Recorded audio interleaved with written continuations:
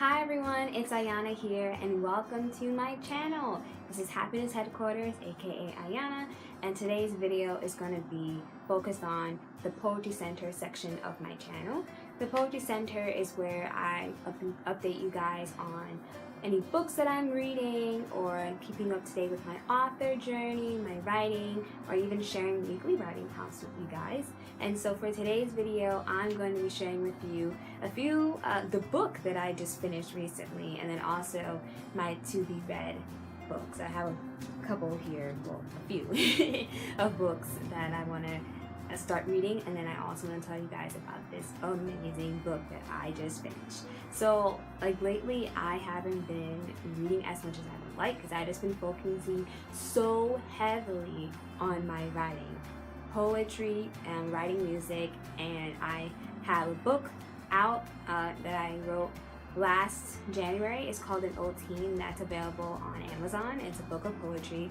So that took up a lot of my time, and then I just finished another book called The Recovery Process, and that's available for pre-order on my website. So that took a while, and then I have so many other ideas for my third book, like my novel, and then I've also been writing music. I just released a single called Pray For Me, so I've just been really busy on the writing aspect of things, but I haven't had time to like sit down and just read a really good book, and also with work and everything, it's so busy.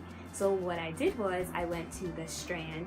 I'm in New York, so the Strand is on Union Square. For you guys who guys are from New York, you've probably heard of the Strand, which is in Union Square in the city. And I went there, and the Strand's amazing because it's just a bookstore with just shelves and shelves and shelves of shelves on top of shelves with books. Like, it's crazy. It's like 4 floors, and it's just surrounded by books. And then they have other things too, like little buttons or bookmarks and stuff like that, tote bags.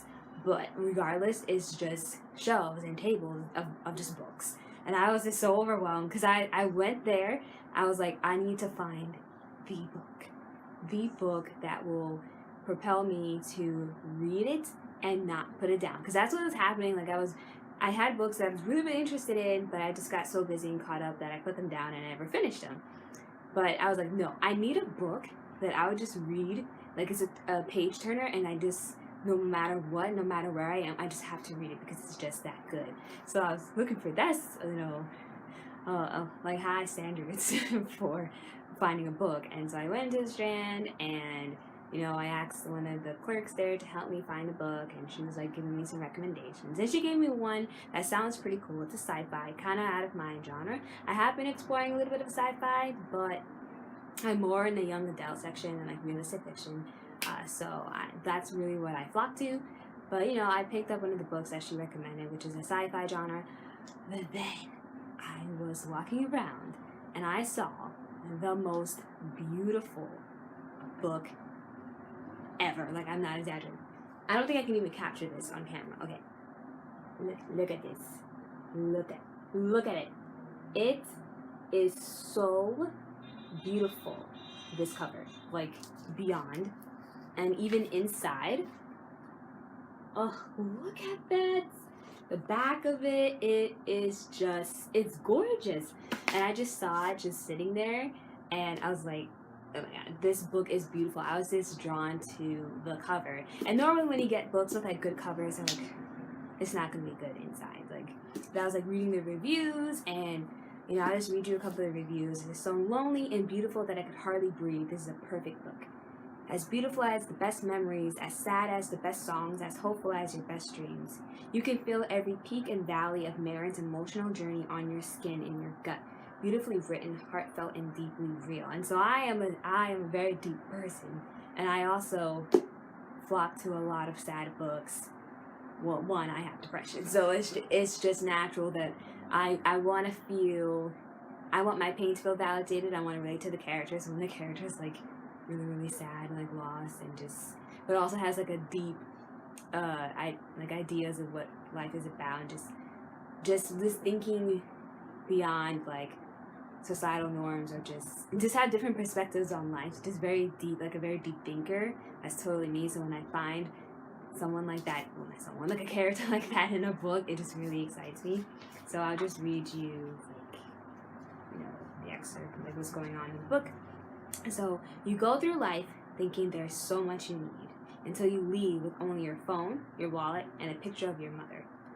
Marion hasn't spoken to anyone from her old life since the day she left everything behind.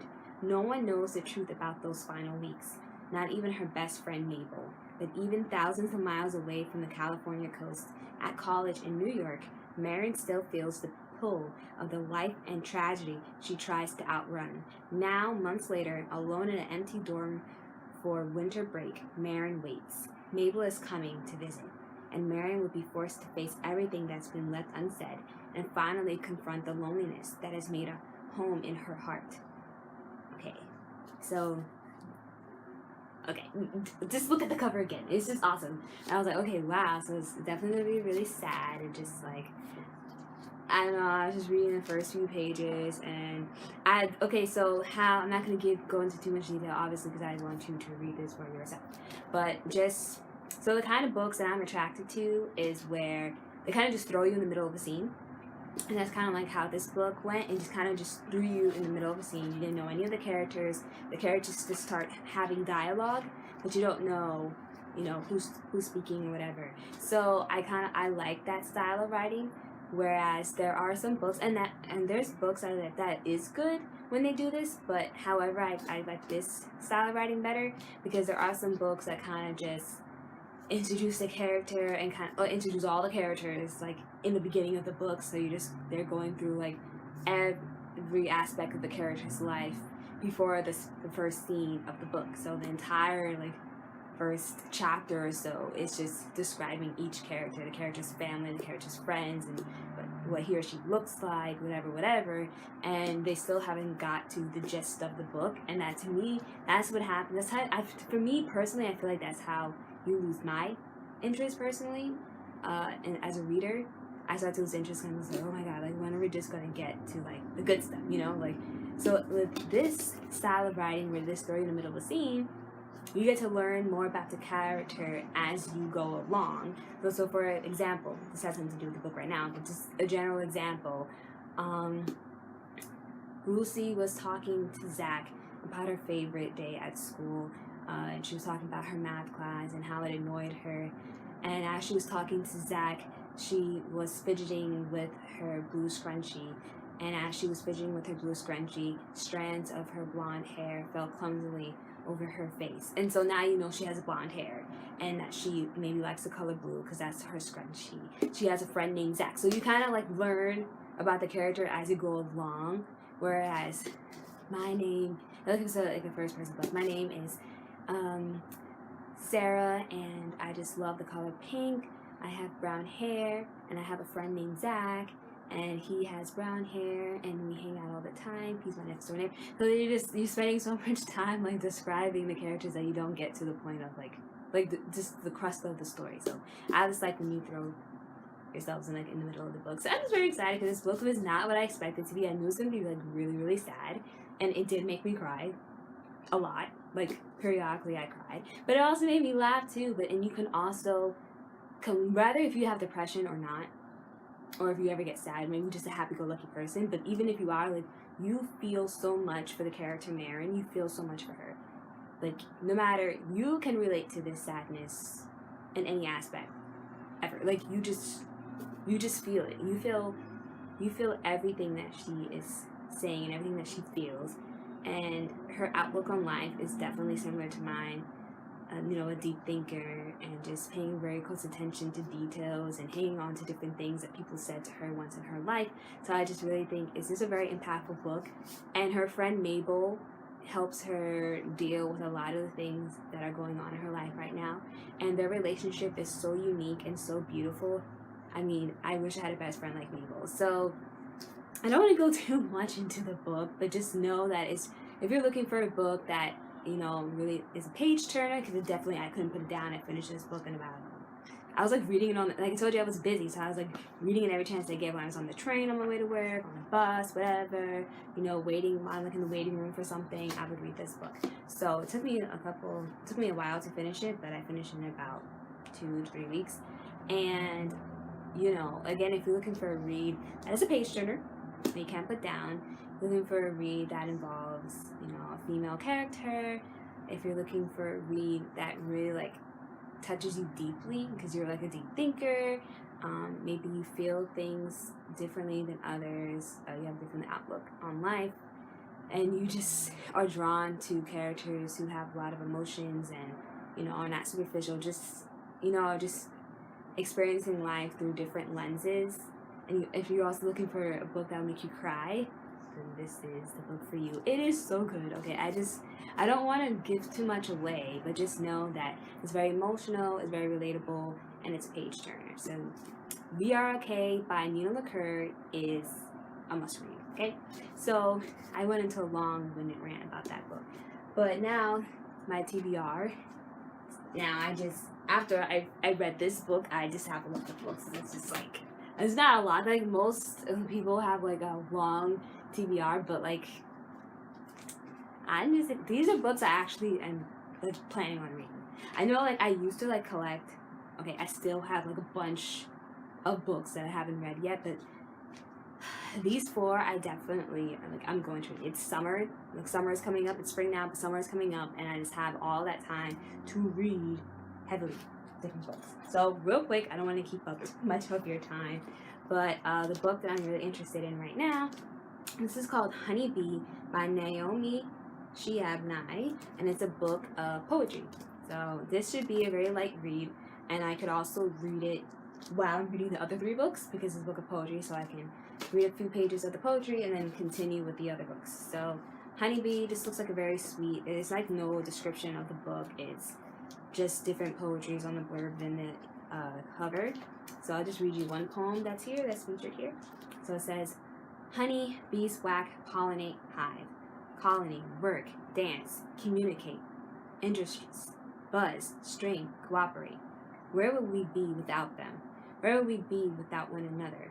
In the 82 poems and paragraphs, Naomi Shihab-Nye alights on the essentials of our time, our loved ones, our dense air, our wars, our memories, our planet, and leaves us feeling curiously sweeter and profoundly smooth.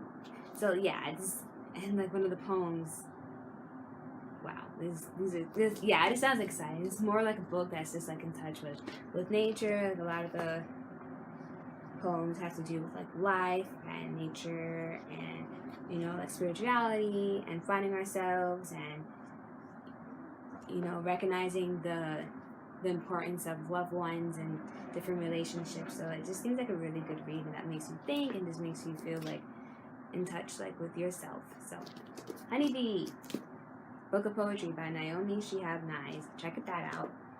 And then this is I have two copies here. So these are actually advanced copies that I got from a bookstore, so I can't really go into much detail about these, but these books are set to be released very, very soon this year, so these are advanced copies that I got. Real quick, I can't go too much into detail about these books, but I can tell you the cover. This is Be True to Me by Del Griffin, and yeah, this is going to be coming out soon. It's not for sale yet, but it's basically about two girls who are attracted to the same guy, and this is set in the summer of 1976. And so these two girls are after the same guy, and you know, it's set in 1976, and so they're like competing for the guy, and they have different reasons why they like him. So, you know, it's pretty cool. I think it's gonna be good. I don't know, it's different. It was recommended to me. The time period kind of interests me, like what's going on in 1976. Why did the author choose that time period? So I'm kind of curious about that. And then this is completely different from the other things that I read, but it's called We Have No Idea, A Guide to the Unknown Universe. So it's kind of like different theories about, you know, like what's going on beyond Earth and what other life forms or things are out there. Why do we exist? Why is Earth the way it is? Big Bang Theory, all that good stuff. So it just seems interesting, and the book has like different comic strips in it, and there's a lot of information and like different aspects to life. So it just seems pretty cool. It's by George Cam and Daniel Whetstone, so I think it's gonna be pretty good. I don't know. We'll see. And this book is actually out. It's on bookshelves. And this is another sci-fi. It's called The Girl from Everywhere by Heidi Helling. I think this is going to be good. I don't know. See if this interests you. So it goes, Nix has spent her entire life aboard her father's ship, sailing across the centuries, across the world, across myth and imagination. As long as her father has a map for it, he can sail to any time, any place, real or imagined. 19th century China, the land from 1001 Nights, a mythic version of Africa. Along the way, they have found crewmates and friends and even a disarming thief who could come to mean much more to Nix. But the end to it all looms closer every day. Her father is obsessed with obtaining the one map, 1868 Honolulu, that could take him back to his lost love. Nix's mother, even though getting it and going there could erase Nix's every existence. The first time, Nix is entering unknown waters. She could find herself, find her family, find her own fantastical ability, her own epic love, or she could disappear. So it just sounds pretty intriguing. I don't know, it's a really cool sci-fi. It's different. I don't know, the cover looks pretty cool. I like the way it feels. Like, it's not just what is in the book, but I am also very particular about the cover and how, like, it feels, how dense it is. I don't know. I'm just, like, I guess as an author myself, I'm just very particular about my books. Like, if it doesn't, like, you have to capture, you have the cover attracts me, obviously, and then also if it has a good blurb, but I also just like the way it feels and how it looks. So it kind of keeps me, it just makes me want to open it. So I'm excited. I haven't read it yet, but this is the first book that I'm going to read. And then as I'm reading this book, I'm going to also read this at the same time, Honeybee. So this is a book of poetry, so it should be a little easy to, this might take me longer, but it'd be a little easier to read these at the same time. But I definitely want to check this one out. And then eventually I'll get to these other two. So my TBR is pretty short. It's not like crazy, but for me, since I haven't read in a while, these are a lot of books. So I'm excited, and I can't wait to see, you know, where this book will take me. So as soon as I finish this book, I will leave a book review and let you guys know how I liked it. So thank you so much for tuning in. I know this video is pretty long-winded, but I was just so excited to share with you this book. Please, please, please go out and get it. I don't want to ruin it for you, so there's only so much I can say. But again, We Are Okay by Nina Lacour is just amazing. You will love it, promise you. Okay, so if you like this video, or if you have any books that you want to recommend to me, because I'm always looking for new books to read, you can leave that in the comment section below. Remember to give this video a thumbs up and subscribe for more. Again, I also do my TBRs and what books that I've read, and I also do weekly writing prompts. I do Q&As, and, you know, I talk about my author journey and different tips for self-published authors like myself. So again, if you like this video, thumbs up, subscribe, and thank you guys for tuning in. Love you.